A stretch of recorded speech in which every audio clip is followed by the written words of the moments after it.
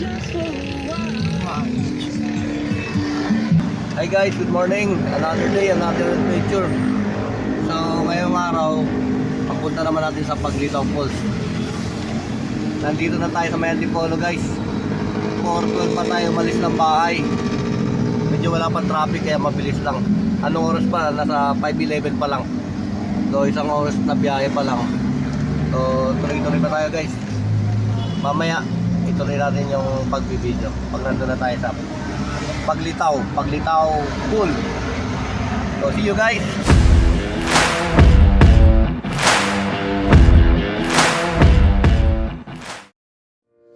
Mula sa Quezon City, tayo ay dadaan ng Marikina, Antipolo, Teresa, Morong, Sabaras bago tayo makakarating ng Tanay.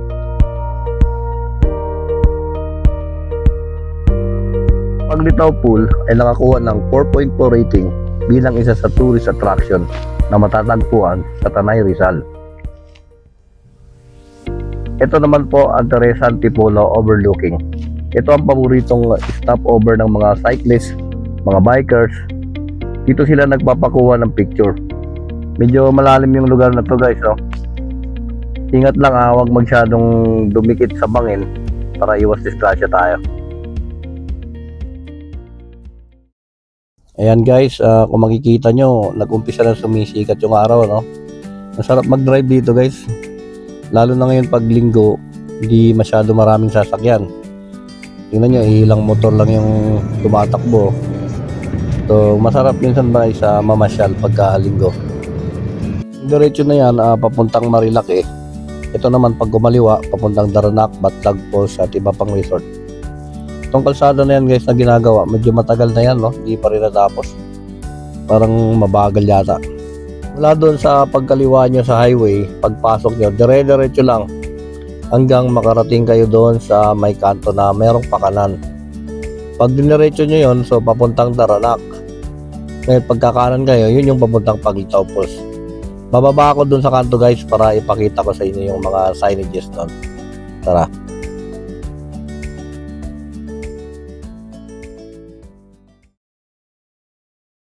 Time pa lang na pupunta dito guys. Itong daan na to, itong pakanan, ito yung papunta ng Paglitaw.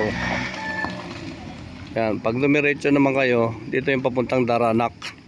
So pagdating nyo rito sa kanto, may makita kayong signage. Ayan guys, malinaw naman. Paglitaw, Kalinawan Cave. May mga cave pala dito sa loob. So maraming mga resort. Merong Putput Bukal, Tanay Nature Park, Paglitaw, Kalinawan Cave. So last week doon tayo sa kabila, ngayon dito naman tayo. Subukan natin kung anong meron dito guys. Ito sasakyan natin. Mula doon sa kanto hanggang papasok papuntang Paglitaw, medyo putol-putol yung daan guys. Merong sementado, merong rough road. Matindi ang rough road dito guys, mapapalaban yung sasakyan nyo. Pagdating sa kanto na to, kakaliwa kayo.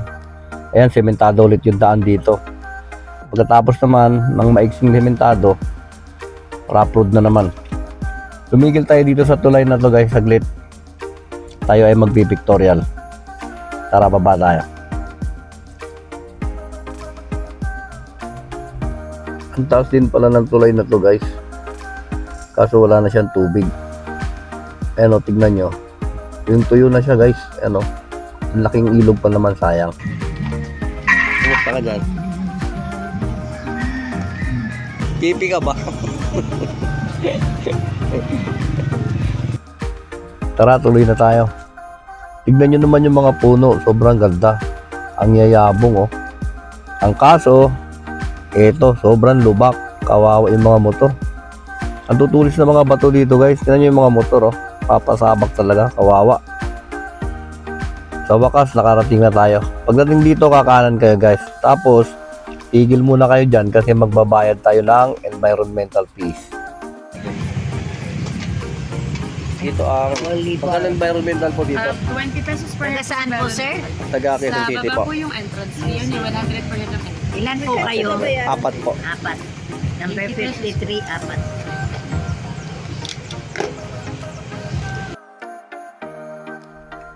After natin magbayad ng environmental fees, dediretso pa tayo guys. Medyo palusong to. Ingat kayo dito sa daan na to, madulas. Kahit pipreno ka, parang tuloy-tuloy pa rin takbo ng sasakyan mo. Sana pagawa nila to, no, bago pa magkaroon ng disgrasya dito. So dito, ito na yung pinaka-pasukan nila, pinaka-entrance. Siguro mula doon sa pagbayad natin ng environmental fees, mga 500 meters bago tayo makarating dito sa parking nila, parking area. Ayan, ito yung parking area nila. Maganda kasi organized. Wala yung 4 wheels sa mga motor. May nagbabantay po dito. So ito na yung arrival natin, ano. Bumaba na yung mga artista. Ayan guys. Papasok na tayo dito sa pinaka gate. Dito magbabayad naman tayo ng entrance fee. Dito na binabayaran yung entrance fee. Okay na po. Si sir, anong number ni sir? 55? 53. Akin po yung 53. Okay. So, dito magbabayad ng entrance. Bali, magkano ba yung entrance po? 100 po. 100. Ito po si ma'am. Hi po. Ito po si sir. Dito kayo magbabayad. Bago kayo pumasok, magbabayad kayo ng 100 each para sa adult. Thank you po. Ito po, 4. Yan, dito po yung pinaka-entrance. Hi sir. Sir, good morning po, sir. Yan, sir. Sige po, tuloy lang po tayo.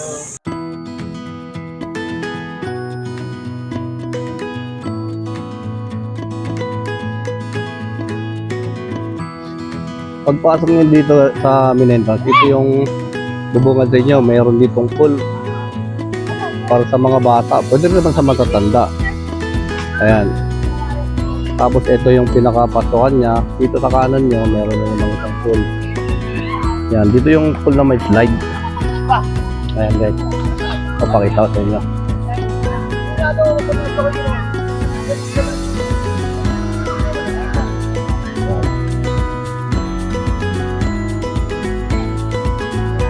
Yan yung slide niya.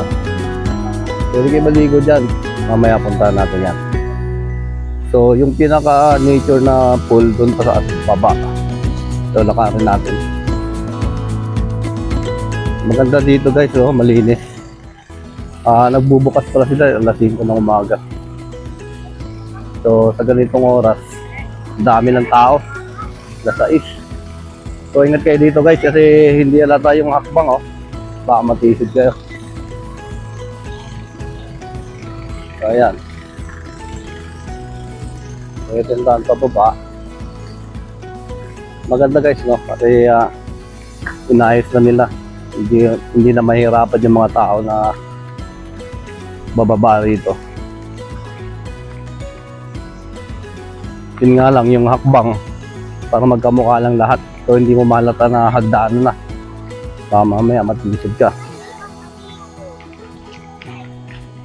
So may din sila dito sa pagkakalat guys. Ayan, yung makita nyo. Bawal magkalat. So yung mga basura natin, iuwi na lang natin guys. Parang naiwan ako Sana yung mga kasama ko. Mula doon sa pinaka-entrance papunta rito, siguro mga 5 to 10 minutes na lakaran. So hindi siya mahirap guys kasi sementado na yung daan.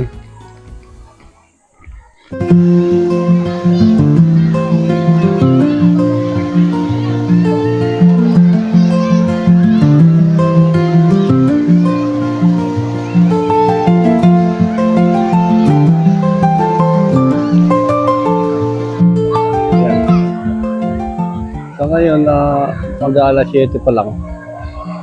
Hindi ko pa yung tao. Pero mamaya, ang daming tao nito guys, punong-puno ito. Ayan. Ang ganda, di ba?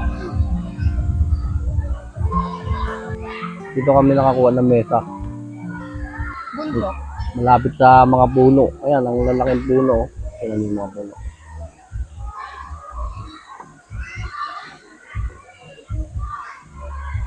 Diba? Right? Nature na nature. Ito yung mesa namin. And guys, ikot muna tayo.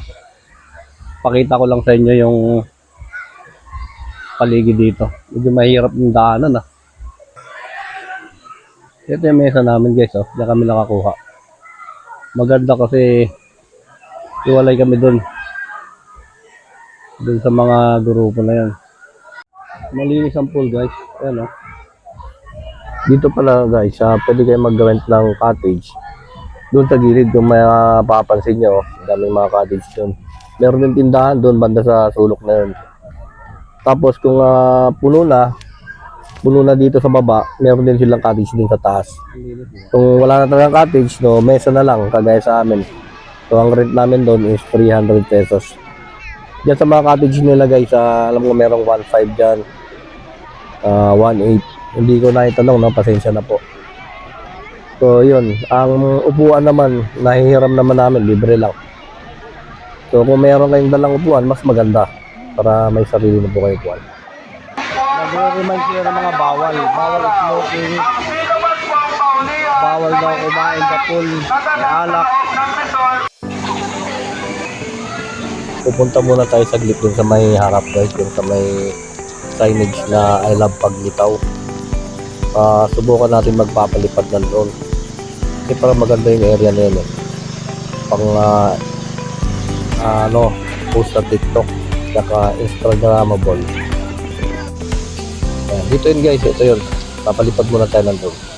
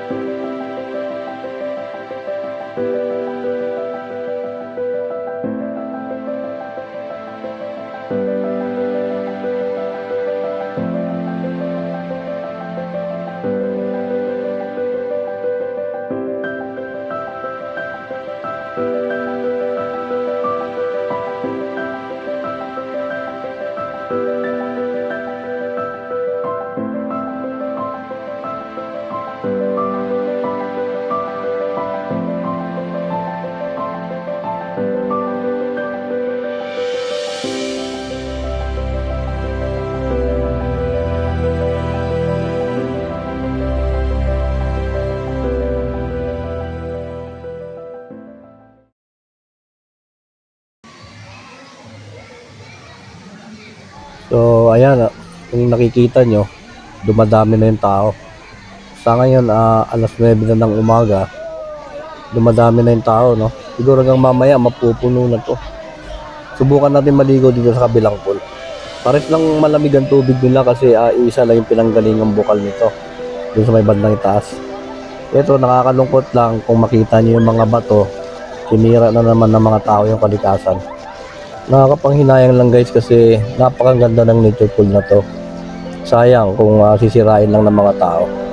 Kaya sa mga hindi pa nakapunta guys, kailangan nyo itong mapuntahan para ma-experience nyo naman kung gaano kaganda dito. Tapos na tayo maligo guys, magbibis muna tayo. Doon sa taas nandun yung men's shower room tsaka yung lady shower room. Tara, bibis muna tayo.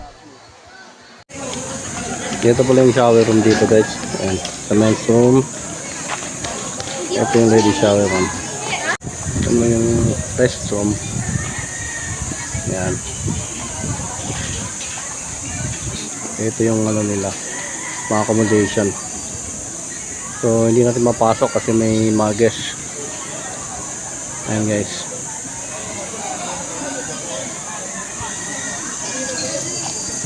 So malinis dito guys, no? Maganda. So ayan guys, so pauwi na tayo, no? Hindi ko na kinunan yung video yung mula doon sa Paglitaw Pool hanggang palabas kasi masyadong matindi ang rough road. Lubak-lubak talaga guys. So ngayon dito tayo sa Sampaloc Road papuntang Marilake. Dito na tayo dumaan guys kasi masyadong malayo doon sa kabila at matraffic. Kaya dito na tayo sa Marilake. Kung makita nyo yung panahon guys, sobrang ganda. Ang ganda ng langit, ang ganda ng kalangitan. Nakakaantok tignan yung mga ulap guys. Maya lang konti, maghanap tayo ng pwedeng kainan sa lunch natin. Mag-stop over muna ako kasi naantok na rin ako guys. So samahan nyo kami mamaya, magla-lunch tayo. So eto na, dito sa kalagitnaan ng Marilake, ito yung nakita natin, Kabsat Marilake. Hindi ko alam kung ano yung ibig sabihin ng Kabsat, pero dito na tayo magla-lunch guys. Gutom na rin ako, tara.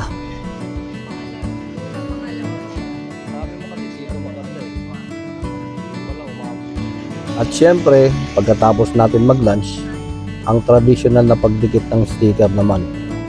So, ayan, dito natin didikit. Nakatingin sa atin si tropa.